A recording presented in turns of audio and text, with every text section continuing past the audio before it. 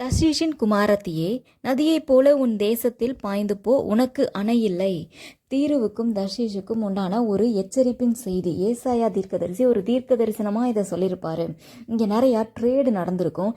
இந்த மக்கள் நிறையா சம்பாதிச்சிருப்பாங்க. அந்த பொருள் பெருகும் பொழுது அவங்களுக்கு அந்த பெருமையும் கூட வந்துருச்சு போல. ஒரு இடத்துல செல்வம் செல்வாக்கு உயரும் பொழுது ஆட்டோமேட்டிக்காக ஒரு மனுஷனுக்கு கூப்பிடாமையே கூட வந்து சேர்ந்துக்கிறது பெருமை. என்ன கேட்க யார் இருக்கா, நான் கேட்டு செய்ய மாட்டேன்னு யார் இருக்கா, எனக்கு மேலே யார் இருக்கா, நீ எல்லாம் என்கிட்ட வந்து பேசணுமா, நீ எல்லாம் இங்கே வரணுமான்னு சொல்லிட்டு அந்த நீ எல்லாம் நான் மட்டும்தான் அப்படிங்கிற மாதிரி ஒரு சில வார்த்தைகள்லேயே அந்த பெருமை வெளிப்படும். அவங்க நடக்கையில் பெருமை வெளிப்படும். ஆண்டவர் தான் நமக்கு இந்த உயர்வை, நம்ம இந்த செல்வத்தை செல்வாக்கு கொடுத்துருக்காருன்றதை மறந்துட்டு அவர்கள் இப்படி செய்யும் பொழுது ஆண்டவர் அழிக்கிறதுக்கு ஒரு சில நேரக்காரத்தை நீட்டுவார். எச்சரிப்பின் சத்தம் வரும் பொழுது அந்த மாதிரி பெருமையுள்ள நபர்களுக்கு ஒருவேளை அந்த எச்சரிப்பின் சத்தத்தை கேட்டு மனம் திரும்பினால் அந்த ஒரு பயம், ஆண்டவருக்கு பயப்படுகிற அது ஆண்டவருக்கு பயந்து தான் இருக்கணும் அப்படி இல்லை, ஆண்டவருக்கு பயந்து தீமையான காரியங்களை விட்டு விலகி நன்மை செய்கிறது. அது அவருக்கு பிரியம். அவருக்கு பயப்படணும்னா கையை கட்டி அப்படி குனிஞ்சுன்னு பயப்படணும் அப்படி இல்லை.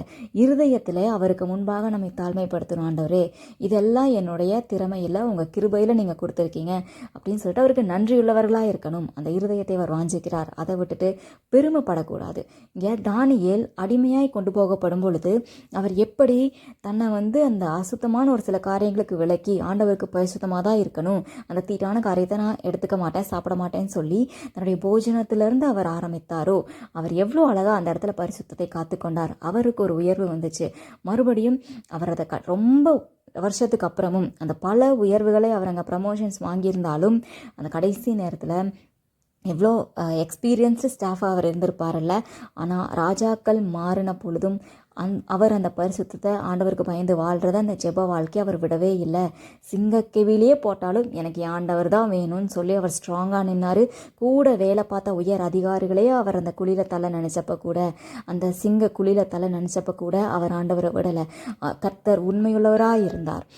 தானியேலை அந்த சிங்க கெபிலேருந்து அழகாக வெளியே கொண்டு வந்து இன்னும் அதிகமாக உயர்த்திட்டார்.